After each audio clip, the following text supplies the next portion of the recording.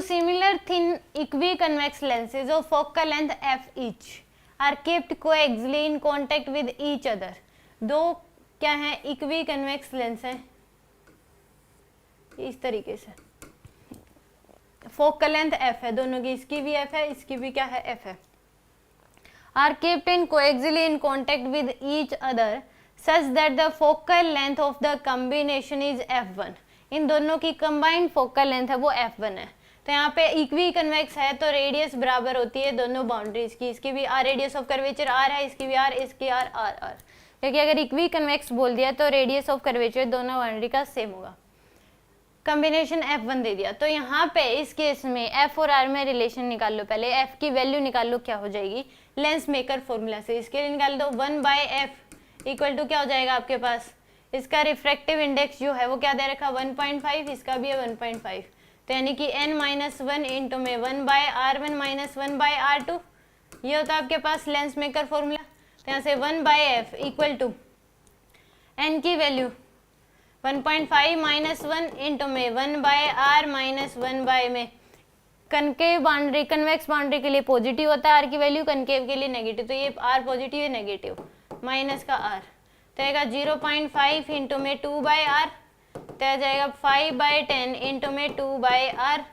तो यहाँ से कैंसिल 1/r, तो 1/f की वैल्यू क्या आ गई 1/r के बराबर, ये आ गया आपके पास। तो यहाँ से f इक्वल टू क्या आ गया r, f इक्वल टू क्या है r के बराबर। तो यहाँ से नेट f1 की वैल्यू निकाल लो, तो नेट फोकल लेंथ निकालने का फॉर्मूला क्या होता है 1/f net equal to 1/f1 plus 1/f2, तो यहाँ से 1/f की जगह r प्लस 1/r, तो क्या हो जाएगा 2/r, तो f1 की वैल्यू आ गई आपके पास r/2 के बराबर, f1 की वैल्यू क्या आ गई r/2 के बराबर आ गई, ये तो f1 की वैल्यू आ गई आपके पास r/2। अब इस केस में अब इसने क्या कर दिया when the space between two lenses is filled with glycerin, तो यानी कि इस केस में इस तरीके से ये दो थे,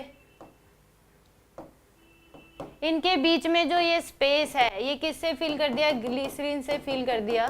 जिसका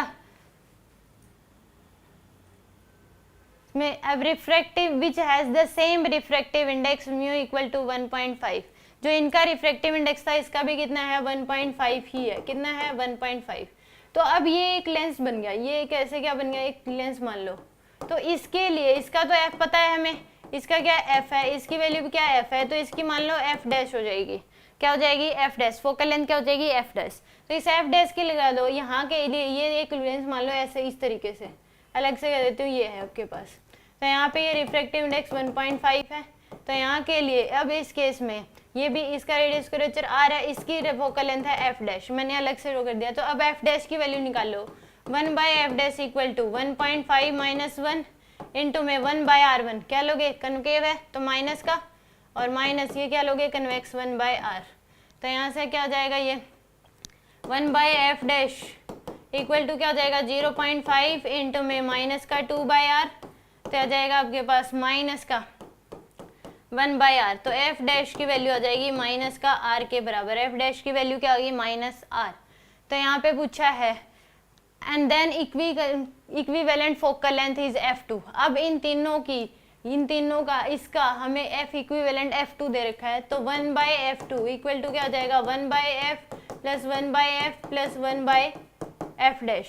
तो यहाँ पे 1/f की वैल्यू r की r प्लस 1/r प्लस में f डैश की वैल्यू है 1/-r, तो ये कैंसिल हो जाएगा, तो यहाँ से 1/f2 की वैल्यू क्या हो जाएगी 1/r, तो f2 की जो वैल्यू है वो क्या आ गया आपके पास r के बराबर, तो रेशियो लेना है 1/f, तो यहाँ से ये f2 आ गया r के बराबर,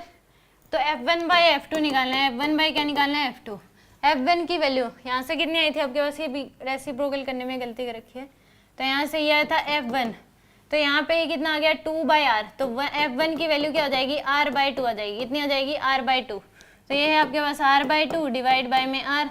तो आ जाएगी 1 ले लो, तो r/2 इंटू में 1/r, तो कितना आ जाएगा आपके पास 1:2, कितना आ जाएगा 1:2, सी ऑप्शन क्या है इसमें करेक्ट है।